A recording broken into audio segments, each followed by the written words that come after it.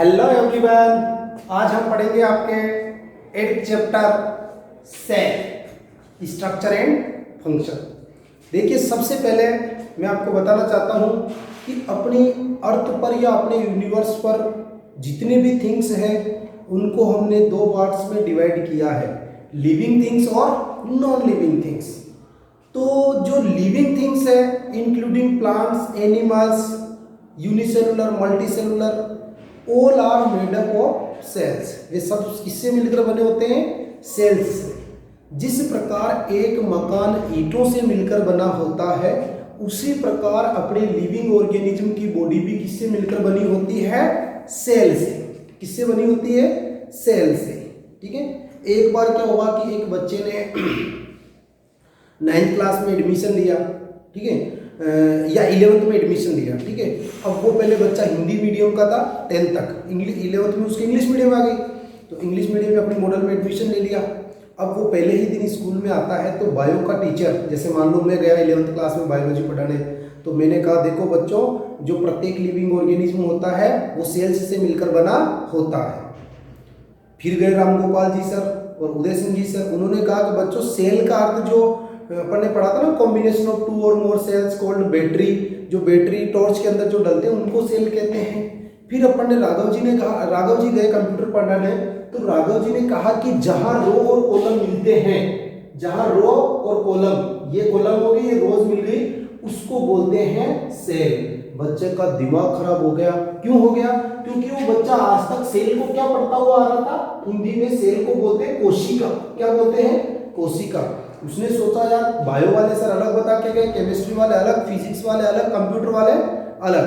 अब वो गया घर पे अपनी मम्मी के पास, मम्मी को बोला कि मम्मी ये सेल का अर्थ क्या होता है? मम्मी ने कहा बेटा जो साड़ियाँ वगैरह सस्ती मिलती है ना, कपड़े वगैरह, उसको सेल कहते हैं। तो बच्चे का दिमाग चकरा गया। बच्चा कह रहा है कि जब ये टीचर सारे ये एक चीज कोई अलग अलग बता रहे तो मैं कैसे पढ़ सकता हूँ? तो कहने का मतलब है कि प्रत्येक जो लिविंग ऑर्गेनिज्म होता है वो किससे मिलकर बना होता है? सेल से। देखो सेल की डिस्कवरी कैसे हुई, क्यों हुई, क्या हुई, ये पढ़ेंगे अपन। तो एक साइंटिस्ट थे जिनका नाम था रॉबर्ट हुक। रॉबर्ट हुक, उन्होंने एक माइक्रोस्कोप डिजाइन किया खुद ने। रॉबर्ट हुक ने, उन्होंने माइक्रोस्कोप डिजाइन किया, तो उसने एक ट्री था जिसकी बार्क यानी ट्री की छाल, पेड़ की छाल जो बार्क होती है, उसमें उसने छोटी छोटी स्लाइसेस काटी। उन स्लाइसेस को उसने कॉर्क कहा। क्या कहा? कॉर्क। तो उसने कॉर्क की जो स्लाइसेज को माइक्रोस्कोप में डाला। माइक्रोस्कोप आप जानते हो, जिससे अपन माइक्रो ऑर्गेनिज्म को देख सकते हैं। तो जब उसने डाला उस कॉर्क को, तो उसको ऐसे मधुमक्खी के छत्ते के जैसे घर मिले, खूब सारे मधुमक्खी के छत्ते के जैसे ऐसे घर मिले। तो उसने इनको कहा सेल। क्या कहा? सेल। आपने देखो हनीकॉम्ब देखा होगा, हनीकॉम्ब के अंदर हनी बीज रहती है, ये उनका घर बना होता है जो उनके अंदर शहद भी भरती है, हनी भी भरती है। तो उसको इन्होंने क्या कहा? सेल कहा। देखो सेल एक लैटिन वर्ड है जिसका नाम होता है लिटिल रूम।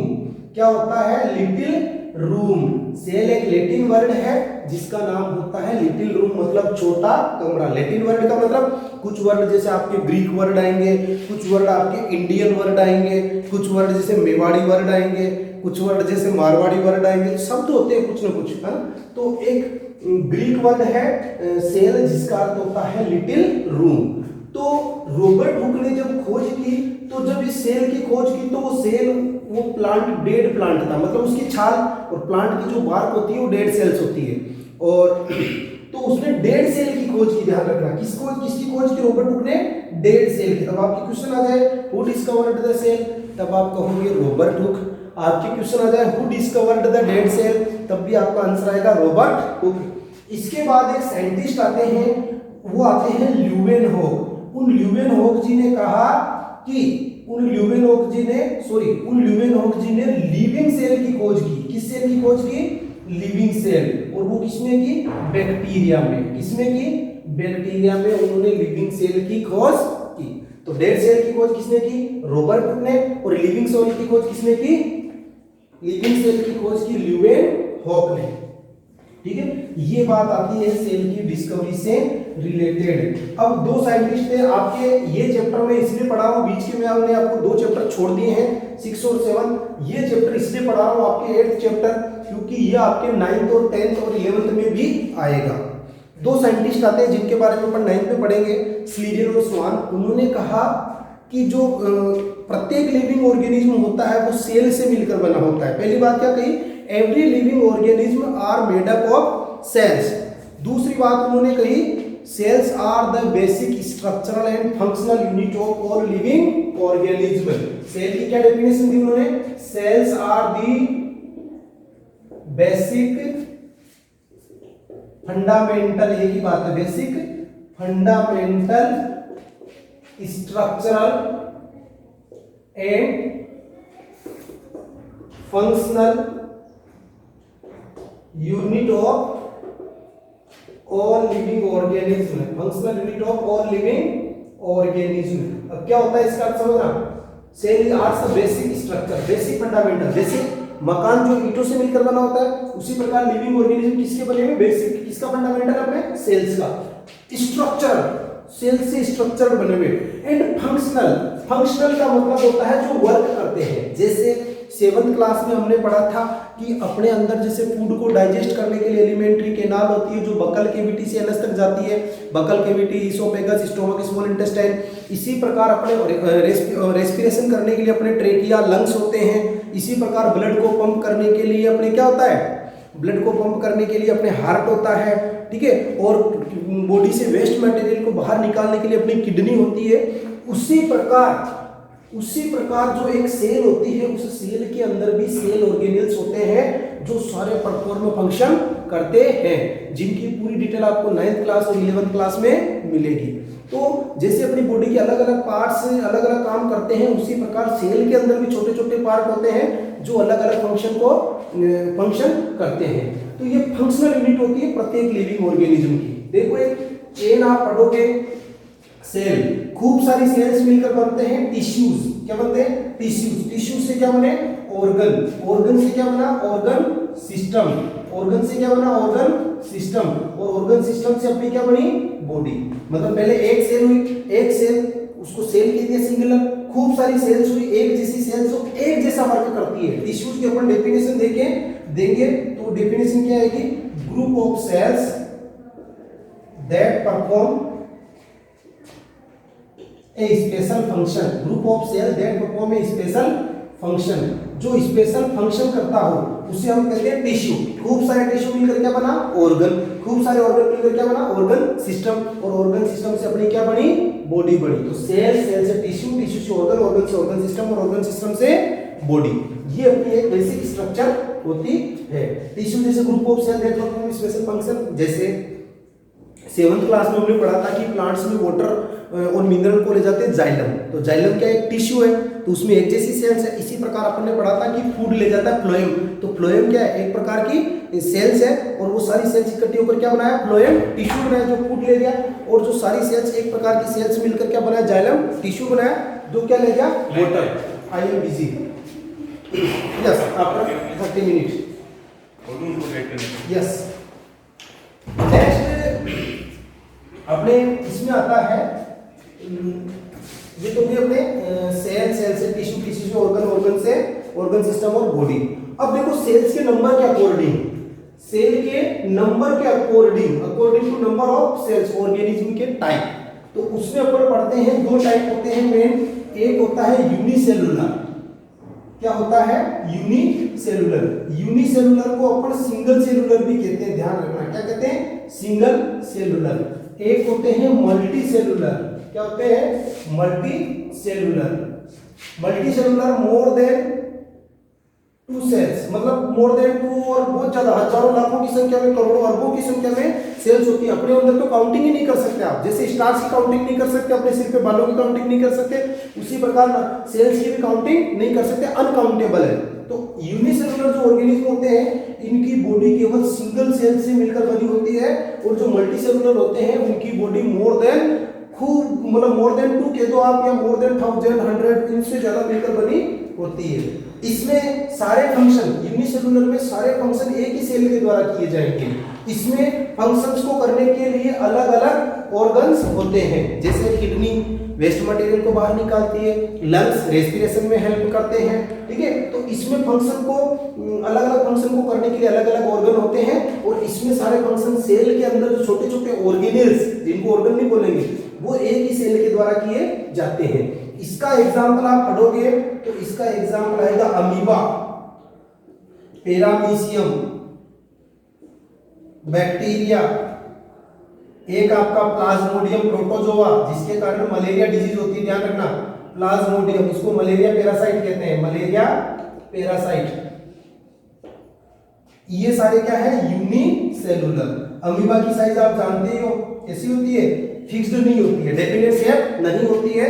इसकी बॉडी पर फिंगर लाइक आउटग्रोथ्स होते हैं, जिनको अपन ने क्या कहा था, सूडोपोडिया, सूडोपोडिया, ठीक है। इस सूडोपोडिया के द्वारा इनका दो काम करते हैं सूडोपोडिया, एक तो इनको चलने में हेल्प करते हैं, लोकोमोशन, और दूसरा उनको कैप्चरिंग द फूड, फूड को कैप्चर करने में आते हैं। अपन ने 7th क्लास में पढ़ा था, amoeba is a unicellular organism that does not have definite shape and size, जिसकी डेफिनेट शेप और साइज नहीं होती है। इसी प्रकार पैरामीशियम, इसकी जरूर डेफिनेट शेप होती है, और इसकी जो शेप होती है वो होती है अपने ह्यूमन सोल ऑफ शूज, अपने सोल ऑफ शूज, अपने जूते के सोल के जैसी होती है, ठीक है। इसकी बॉडी पर हेयर लाइक स्ट्रक्चर्स होते हैं, जिनको सीलिया कहते हैं, ये आपके 9th क्लास में आएगा। ये पैरामीशियम की स्ट्रक्चर ही है, अमीबा की स्ट्रक्चर है। मल्टीसेलुलर में आप इसका एग्जांपल ले लो, एंट से लेके एलिफेंट तक, एंट से लेके एलिफेंट तक, ठीक है। प्लांट्स, जितने भी प्लांट्स आप देखते हो, ये सब क्या है, मल्टी सेलुलर है। जितने भी आपको आंखों से नजर आ रहे हैं, सबके सब क्या है, मल्टी सेलुलर है। अब आता है अपने, ये पैरामीशियम की स्ट्रक्चर बता रहे हैं, बुक में ध्यान रखना, शूज ऑफ शोल। अब पढ़ते हैं अपन शेप ऑफ सेल्स, सेल्स की शेप, मतलब उनकी शेप कैसी होती है, ठीक है। तो अब क्या एक जैसी शेप होगी सारी सेल्स की? नहीं होगी। एक लिविंग ऑर्गेनिज्म जैसे मेरी बॉडी है या अपनी बॉडी है, तो अपनी बॉडी में भी सारी सेल्स एक जैसी नहीं होती है, उन सब की शेप अलग अलग होती है। जैसे आपकी एक एक्टिविटी दे रखी है, जब स्कूल खुलेगी अपने, तो माइक्रोस्कोप में आपको ओनियन की पील दिखाएंगे, तो ओनियन की पील में आप देखना, जो आपको सेल्स दिखेगी वो ऐसी दिखेगी, ब्रिक्स की जैसे, ईंटों जैसे, है ना, ऐसे ऐसे दिखेगी ओनियन की पील में। प्याज के छिलके में ऐसे दिखे, अंदर ये न्यूक्लियस बाकायदा ऐसा दिखा देता है, ठीक है। ये जो आपको ये दिखती बाउंड्री, इसको बोलते हैं सेल मेम्ब्रेन। क्या बोलते हैं? Cell membrane. जैसे बाद में आपको थोड़ा सा भी बताऊंगा मैं आगे, ठीक है। तो अपनी बॉडी की जो शेप वो होती है, सेल्स की शेप होती है, वो अलग अलग होती है, ठीक है। कैसे? जैसे अपनी जो नर्व सेल्स है, नर्व सेल्स, अगर वो चलने में उतरने से वो पिला, नर्व सेल्स जो होती है, न्यूरॉन,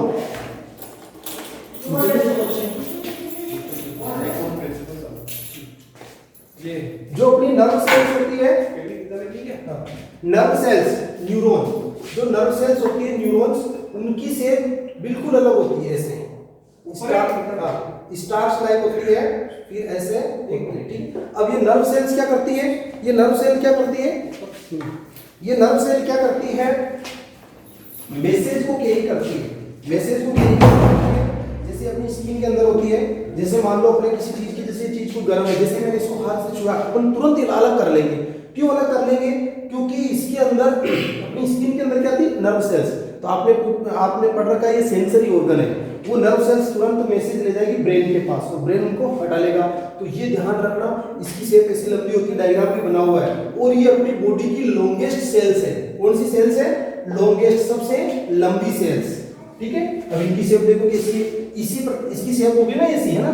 इसी प्रकार जैसे अपनी ब्लड सेल्स आरबीसी, जिसकी सेल्स कैसी है, जिसकी शेप कैसी है, स्फेरिकल है, स्फेयर के जैसे, गोले के जैसे, गोलाकार है आरबीसी, ठीक है। और अपनी जैसे मसल सेल्स है, वो स्पिंडल शेप होती है, मसल सेल्स है वो कैसी शेप होती है, स्पिंडल शेप। तो आप खुद देखो, आरबीसी गोलाकार है, स्फेरिकल है, ये स्पिंडल शेप है, और इसकी शेप बिल्कुल अलग है, इसको बोलते हैं नर्व सेल्स या न्यूरॉन्स। इसी प्रकार ध्यान रखना, अपनी एक सेल्स होती है जिनका नाम है डब्ल्यूबीसी, व्हाइट ब्लड सेल्स, है ना, ब्लड के अंदर। ये अपनी शेप को क्या करती रहती है, चेंज करती रहती है, अपनी शेप और साइज को क्या करती रहती है, चेंज करती रहती है। इसी प्रकार आप पैरामीशियम का देखो, इसकी जो शेप होती है वो क्या होती है, अपने सोल ऑफ शूज, अपने शूज के शोल के जैसे, शूज के शोल के जैसे होती है पैरामीशियम की साइज। अमीबा की देखो, अमीबा की साइज कोई फिक्स नहीं होती है, फ्लेक्सिबल साइज होती है, कोई फिक्स साइज नहीं है। ध्यान रखना, आपको पूछे which organism have does not fix their size and shape, तो आप कहोगे अमीबा। इसके फिंगर लाइन प्रोजेक्शंस होते हैं जिनको बोलते हैं pseudopodia. Pseudopodia, pseudo means false, podia means feet, false feet, नकली पैर, मतलब चेंज करता रहता है। इनके फंक्शन, दो फंक्शन मैंने पहले बता दिए, लोकोमोशन और कैप्चरिंग द फूड, फूड को पकड़ना। जैसे यहाँ खाना दिख गया तो ये इनके माध्यम से इस खाने को पकड़ेगा। ये थी शेप ऑफ सेल्स।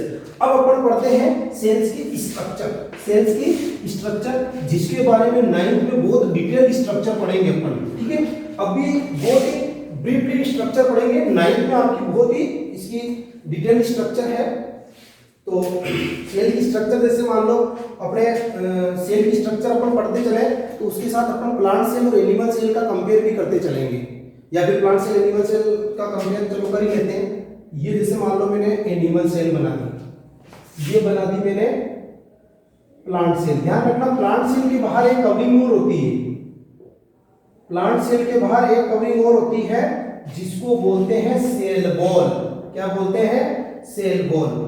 इसके अंदर, इसके बाहर नहीं होती है, यह होती है सेल मेम्ब्रेन। क्या होती है? Cell membrane. इसके अंदर वाली को बोलते हैं सेल मेम्ब्रेन, ठीक है। ये देखो प्लांट्स का आउटर कवरिंग एक बाहर और होती है, इसको सेल बॉल बोलते हैं। ये सेलुलोज की बनी होती है, और सेलुलोज ध्यान रखना ग्रासेस के अंदर कार्बोहाइड्रेट है। सेलुलोज किसके अंदर होता है? ग्रासेस के अंदर। और ये जो सेल मेम्ब्रेन है ये प्रोटीन्स एंड लिपिड्स की बनी होती है, प्रोटीन्स एंड लिपिड्स की बनी होती है। Cell membrane proteins and lipids की बनी होती है। ये केवल प्लांट सेल एनिमल सेल में होती है, ये भी सॉरी सेल मेम्ब्रेन एनिमल और प्लांट सेल दोनों में होती है, और सेल वॉल केवल प्लांट सेल में ही पाई जाती है। मैं यहां लिख देता हूं प्लांट सेल, और ये कौन सी आपकी सेल है? Animal cell. अब बात करते हैं इनके कंट्रोलर की। तो इनके कंट्रोलर में इसके तो बीचों बीच होता है जिसको बोलते हैं न्यूक्लियस। जिसको क्या बोलते हैं? न्यूक्लियस। सेल के बीचों बीच होता है जिसको क्या बोलते हैं? न्यूक्लियस। लेकिन इसमें ध्यान रखना, न्यूक्लियस किधर होता है? साइड में होता है। न्यूक्लियस किधर होता है? साइड में होता है। ध्यान रखना, न्यूक्लियस को बोलते हैं controller of the cell. Controller of the cell, cell का कंट्रोलर। साथ में अपन न्यूक्लियस का फंक्शन पढ़े, उससे पहले सेल मेम्ब्रेन का फंक्शन पढ़ लेते हैं। देखो इसके अंदर तो सेल वॉल है, इसके अंदर केवल सेल मेम्ब्रेन है। तो सेल मेम्ब्रेन के फंक्शन आप पढ़ोगे तो सेल मेम्ब्रेन का जो फर्स्ट फंक्शन है, तो सेल मेम्ब्रेन के अगर फंक्शन पढ़े तो ये provide definite shape, provide definite shape. Shape provide करवाती है एक तो सेल को, टू सेल, सेल को डेफिनेट शेप प्रोवाइड करवाती है कौन? Cell membrane. Second, protect from outside, protection का काम करती है। किसका काम करती है? प्रोटेक्शन का काम करती है।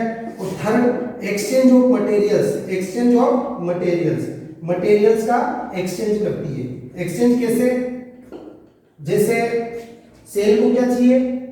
जीवित रहने के लिए फूड चाहिए, तो फूड कहाँ आएगा? अंदर आएगा। सेल को जीवित रहने के लिए क्या चाहिए? ऑक्सीजन चाहिए। और आपने 7th क्लास में पढ़ा था कि फूड को ऑक्सीजन ब्रेक डाउन करती है और क्या बनती है? एनर्जी। और साथ में क्या प्रोड्यूस होता है? CO2। तो CO2 कहाँ जाएगी?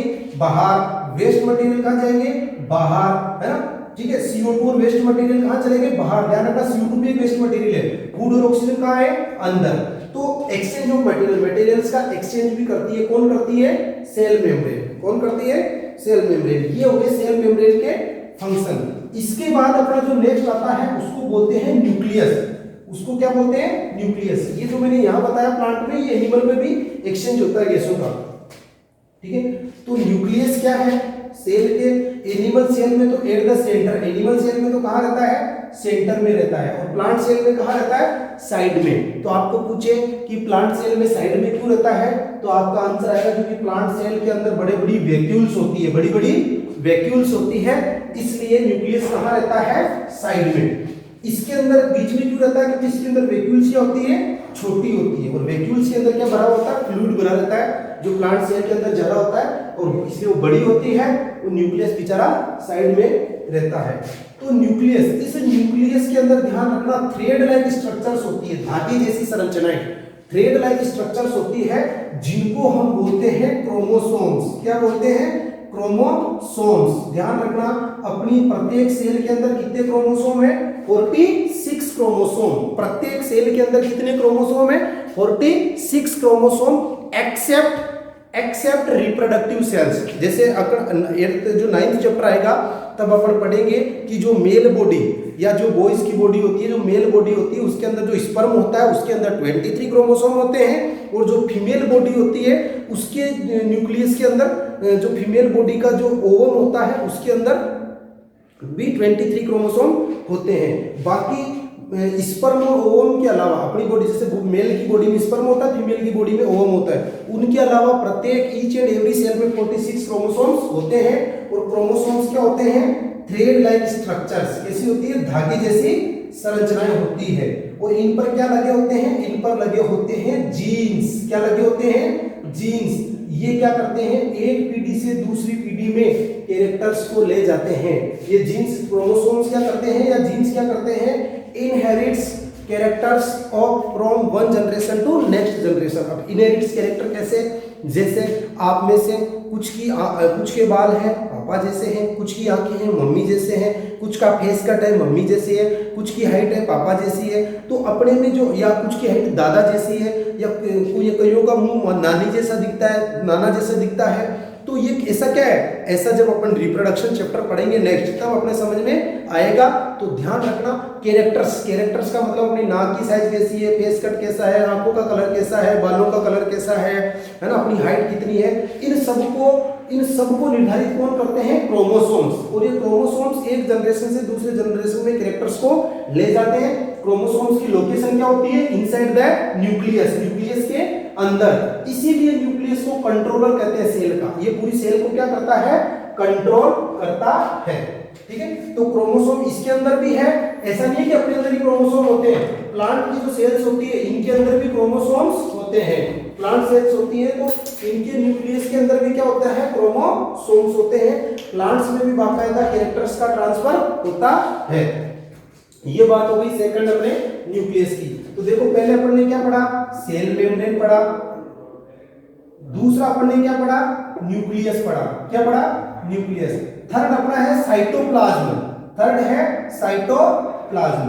तो एक जेली लाइक सब्सटेंस बना रहता है, जेली लाइक सब्सटेंस बना रहता है दोनों में, उसको अपन बोलते हैं cytoplasm. Jelly like substance filled inside the cell membrane, या सेल मेम्ब्रेन के अंदर जो जेली लाइक सब्सटेंस होता है उसको बोलते हैं साइटोप्लाज्म, जो दोनों में प्रेजेंट रहता है। फोर्थ जो इंपॉर्टेंट चीज है वो होती है प्लांट सेल के अंदर, और वो एनिमल में एब्सेंट होती है, और उसका नाम है प्लास्टिड्स। उसका नाम है प्लास्टिड, क्लोरोप्लास्ट, या जिनको प्लास्टिड्स भी बोलते हैं। ठीक है, तो ये क्लोरोप्लास्ट के कारण ही प्लांट्स की जो लीव्स है वो ग्रीन अपीयर होती है, ग्रीन कलर की दिखाई देती है। तो ये क्लोरोप्लास्ट या प्लास्टिड्स प्लांट सेल के अंदर प्रेजेंट होते हैं और एनिमल सेल के अंदर एब्सेंट होते हैं। ये चार जो डिफरेंस है, ये मेजर डिफरेंस है प्लांट सेल और एनिमल सेल। पहला डिफरेंस देखो, प्लांट सेल है सेल वॉल। प्लांट सेल के अंदर क्या होती है? सेल वॉल होती है। इसमें लिखोगे animal cell does not have cell wall. Animal cell wall नहीं रखती। दूसरा डिफरेंस देखो, nucleus in plant cell are inside. Plants में जो प्लांट्स की जो सेल होती है उसमें न्यूक्लियस क्या होता है? साइड में। एनिमल सेल में जो न्यूक्लियस क्या होता है? At the centre. तीसरा डिफरेंस देखो कि जो वैक्यूल्स है, vacuoles are small in size in plant animal cell. Animal cells में वैक्यूल्स स्मॉल साइज में है और प्लांट सेल में वैक्यूल्स लार्ज साइज में है। प्लांट सेल में वैक्यूल्स लार्ज साइज में। और फोर्थ एंड इंपॉर्टेंट जो डिफरेंस, क्लोरोप्लास्ट या plastids are present in plant cell whereas plastids are absent in animal cell. और ये प्लास्टिड क्या होते हैं? सभी बच्चे ध्यान रखना, ग्रीन प्लांट्स जिस प्रोसेस के द्वारा अपना फूड प्रोड्यूस करते हैं उस प्रोसेस को क्या कहा था अपन ने? फोटोसिंथेसिस। और फोटोसिंथेसिस की क्या होती है? A process in which green plants make their own food with the help of CO2 and water in the presence of sunlight and chloroplast. Chloroplast. ध्यान रखना, site of photosynthesis, site of photosynthesis. और ये chloroplast केवल किसके अंदर है? Plants के अंदर। इसीलिए ग्रीन प्लांट्स को अपन ने कहा था ऑटोट्रॉप्स, और हम किसके एग्जांपल थे? हेटेरोट्रॉप्स के। हम किसके एग्जांपल थे? हेटेरोट्रॉप्स के। ठीक है, तो प्लांट सेल और एनिमल सेल में 4 डिफरेंस मैंने आपको बता दिए हैं। नोट्स आपको मैंने शायद भेज दिए, नहीं भेजे तो मैं भेज दूंगा। ठीक है, ये अपना चैप्टर लगभग कंप्लीट है। हाँ, अब इसमें एक चीज ध्यान रखना, ये न्यूक्लियस के ऊपर जो ये कवरिंग है इसको बोलते हैं न्यूक्लियर मेम्ब्रेन। ध्यान रखना, न्यूक्लियस के ऊपर जो कवरिंग है इसको बोलते हैं अपन न्यूक्लियर मेम्ब्रेन। ठीक है, न्यूक्लियस के ऊपर जो कवरिंग है इसको बोलते हैं न्यूक्लियर मेम्ब्रेन। अब इस न्यूक्लियर मेम्ब्रेन के अकॉर्डिंग दो प्रकार के सेल्स होती है according to nuclear membrane. According to nuclear membrane, according to nuclear membrane. Membrane का मतलब जो न्यूक्लियस के चारों ओर कवरिंग होती है। दो प्रकार के ऑर्गेनिज्म होते हैं, एक होते हैं प्रोकैरियोटिक और दूसरे होते हैं यूकैरियोटिक। देखो, pro means primitive, pro means primitive, primitive का मतलब होता है पुराना, Cairo means nucleus, Cairo means nucleus, you means well defined और कैरियो मींस न्यूक्लियस। तो वेल डिफाइंड न्यूक्लियस किसके अंदर होता है? यूकैरियोटिक के अंदर। इनके अंदर वेल डिफाइंड न्यूक्लियस नहीं होता। पहला डिफरेंस हो गया ये। दूसरा डिफरेंस क्या लिख सकते हो? Nuclear membrane absent, nuclear membrane absent. ये पुरानी सेल्स है, ध्यान रखना। अपनी धरती पर अगर पूछा जाए तो पहले कौन आए? पहले यूनिसेलुलर आए, यूनिसेलुलर के बाद कौन आए? मल्टीसेलुलर आए। जब अपन रिप्रोडक्शन वाला चैप्टर पढ़ेंगे तो हम पढ़ेंगे कि हमारा भी जो निर्माण हुआ है वो एक सिंगल सेल से हुआ जिसका नाम है जाइगोट। जिसका नाम क्या है? जाइगोट, जो अपने फादर के स्पर्म और मदर के ओवम के मिलने से बनी है। तो अपन भी यूनिसेलुलर से ही आए। ठीक है, यूनिसेलुलर से है। फिर सबसे पहले जैसे अगर आपने ये देखी हो विष्णु पुराण वगैरह उसमें, तो उसमें कहते हैं भगवान विष्णु के 18 अवतार है। सबसे पहले उन्होंने मत्स्य अवतार लिया, फिर उन्होंने कच्छप अवतार लिया, फिर उन्होंने वरा अवतार लिया, है ना। ऐसे ऐसे करके उन्होंने राम जी का ये वामन अवतार वगैरह ऐसे कुछ लिए, है ना। तो कहने का मतलब है कि पहले छोटे जीव आए धरती पर, धीरे धीरे जो पर सबसे बड़े जीव कह दो या सबसे उत्कृष्ट ईश्वर की जो कलाकृति है वो ह्यूमंस है, तो वो बाद में है। तो इनमें न्यूक्लियर मेम्ब्रेन जो सबसे पहले आई थी, इनमें क्या थी? न्यूक्लियर मेम्ब्रेन एब्सेंट थी। न्यूक्लियर मेम्ब्रेन क्या थी? एब्सेंट। और इसमें न्यूक्लियर मेम्ब्रेन क्या है? न्यूक्लियर मेम्ब्रेन, शॉर्ट में लिख रहा हूं। न्यूक्लियर मेम्ब्रेन क्या है? Present. Nuclear membrane, NF, nuclear membrane present. Third difference देखो, ओनली वन क्रोमोसोम। इनके अंदर केवल कितना क्रोमोसोम होता है? एक होता है। और इसके अंदर मोर देन वन, एक से ज्यादा, मोर देन वन। जैसे अपने में कितने होते हैं? 46। ह्यूमन की सेल में कितने होते हैं? 46। मोर देन वन क्रोमोसोम होते हैं। क्रोमोसोम हम जानते हो थ्रेड लाइक स्ट्रक्चर्स होती है। फोर्थ डिफरेंस देखो, इनकी जो साइज होती है, वेरी साइज इनकी होती है 1 माइक्रोमीटर टू 10 माइक्रोमीटर। 1 माइक्रोमीटर से 10 माइक्रोमीटर। ध्यान रखना, 1 माइक्रोमीटर इक्वल्स टू 10 की पावर -6। आपके मैथ में जो 8th चैप्टर है, मैथमेटिक्स में जो आपके पावर वाला चैप्टर उसमें आएगा। माइक्रोमीटर का मतलब 10 की पावर -6 होता है, नैनोमीटर का मतलब 10 की पावर -9 होता है, मिलीमीटर का मतलब 10 की पावर -3 होता है। इसी प्रकार किलोमीटर का अर्थ जो होता है वो 10 की पावर 3, गीगा का मतलब होता है 10 की पावर 6, जो आप बोलते हो ना जीबी, गीगाबाइट। इसी प्रकार टेरा का अर्थ होता है 10 की पावर 9। ये आपके मैथमेटिक्स में भी आएंगे, 9th क्लास में जब पढ़ेंगे तब आएंगे। इनकी साइज 1 माइक्रोमीटर टू 10 माइक्रोमीटर होती है, और इनकी साइज होती है 10 माइक्रोमीटर टू, या 5 माइक्रोमीटर टू 100 माइक्रोमीटर। इनकी सेल्स की यूकैरियोटिक सेल्स या यूकैरियोटिक ऑर्गेनिज्म। एक इसके अंदर ध्यान रखना, membrane bound organelles absent, membrane bound organelles absent. और इसके अंदर क्या है? Membrane bound organelles, membrane bound organelles present. ठीक है। अब ये ऑर्गेनेल्स क्या होते हैं, जैसे अपन ने पढ़ा अभी प्लांट सेल और एनिमल सेल, ध्यान रखना प्लांट सेल और एनिमल सेल दोनों यूटिलिटी के एग्जांपल है। अभी अपन ने पढ़ा कि जो प्लांट सेल होती है उसके अंदर क्लोरोप्लास्ट होता है ना, प्लांट सेल और एनिमल सेल दोनों के अंदर माइटोकॉन्ड्रिया होता है, दोनों के अंदर न्यूक्लियस होता है, दोनों के अंदर वैक्यूल्स होती है। तो इनमें जो भी चीजें होती है, चाहे वो वैक्यूल्स हो, चाहे माइटोकॉन्ड्रिया हो, चाहे न्यूक्लियस हो, उन सबको सेल ऑर्गेनेल्स बोलते हैं। ध्यान रखना उनको क्या बोलते हैं, organelles. Mitochondria, plastids, vacuoles, lysosome, ribosome, Golgi bodies, ये आपके 9th में आएंगे। तो ये मेम्ब्रेन नहीं होती उनकी, ये 9th की डिफरेंस दिखा दिया मैंने आपको, उनके मेम्ब्रेन नहीं होती है और इनमें मेम्ब्रेन होती है। अब इसका एग्जांपल देखो प्रोकैरियोटिक का, यहां लिख रहा हूं एग्जांपल, इसका एग्जांपल होती है बैक्टीरिया सेल। किसकी सेल, बैक्टीरिया सेल। ध्यान रखना केवल ये 1-2 एग्जांपल आते हैं, जबकि जो अमीबा अपन ने यूनिसेलुलर पढ़ा था उसकी सेल के जो न्यूक्लियस होता है उसके न्यूक्लियर मेम्ब्रेन होता है। तो इसका एग्जांपल अमीबा, पैरामीशियम सब आएंगे एग्जांपल, ध्यान रखना। अमीबा, पैरामीशियम, एंट, एलिफेंट, है ना, प्लांट्स सब आ गए इसमें यूकेरियोट्स में। प्रोकैरियोट्स में आपको केवल क्या ध्यान रखना है, बैक्टीरिया और कुछ एल्गी वगैरह या कुछ वायरसेस है जो प्रोकैरियोटिक होते हैं। एक चीज मैं आपको बताना भूल गया, साइज, सेल की साइज।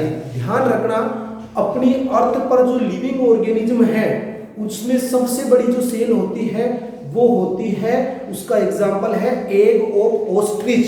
ऑस्ट्रिच का अंडा, शुतुरमुर्ग जो सबसे बड़ा बर्ड होता है उसका जो एग होता है वो सबसे बड़ी सेल है इन लिविंग ऑर्गेनिज्म।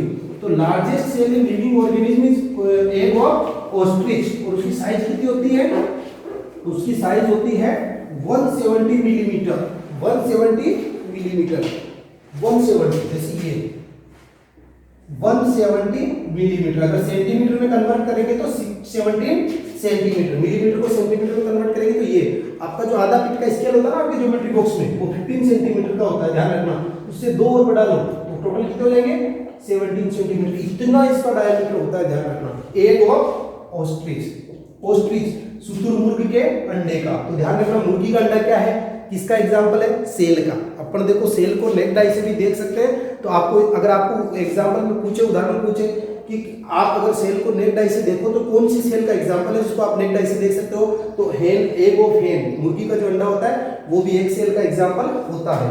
ये तो हो गया largest cell in living organism. अगर अपनी ह्यूमन बॉडी के अंदर पूछा जाए, ध्यान रखना ह्यूमन बॉडी के अंदर लार्जेस्ट सेल पूछा जाए तो वो आता है ovum cells in female body. Ovum cells in female body के अंदर होती है, ध्यान रखना मेल के अंदर नहीं होती ओवम। और ये रिप्रोडक्टिव सेल्स है जिसकी साइज होती है इसे गोलाकार, ओवम सेल्स। और अगर ये लार्जेस्ट हो गई, ये तो लार्जेस्ट ह्यूमन बॉडी में। अगर स्मॉलेस्ट ह्यूमन बॉडी में पूछे, स्मॉलेस्ट इन ह्यूमन बॉडी, ठीक है, ह्यूमन में मेल फीमेल दोनों आ गए, ध्यान रखना ह्यूमन में मेल फीमेल बच्चे बड़े सब आ गए। तो ह्यूमन बॉडी में आता है स्पर्म सेल। कौन सी सेल, स्पर्म सेल इनके अंदर होती है मेल के अंदर, ये 9th चैप्टर में पढ़ेंगे, मेल के अंदर। ध्यान रखना इसको बोलते हैं male gamete, male gamete. Ovum को बोलते हैं फीमेल गेमिट, ओवम को क्या बोलते हैं, फीमेल गेमिट, और इसको क्या बोलते हैं, मेल गेमिट। ठीक है, ये सबसे छोटी सेल। और इसकी साइज देखो, इसकी साइज तो होती है स्फेरिकल, गोले जैसी, इसकी साइज तो होती है गोले जैसी, और इसकी साइज होती है ऐसे 10-30 में स्ट्रक्चर होती है, ये होती है स्पर्म की साइज। ठीक है, तो अपनी बॉडी में अगर लार्जेस्ट सेल पूछे तो वो होती है ओवम सेल्स फीमेल बॉडी के अंदर, स्मॉलेस्ट सेल पूछे तो वो होती है मेल बॉडी के अंदर होती है स्पर्म।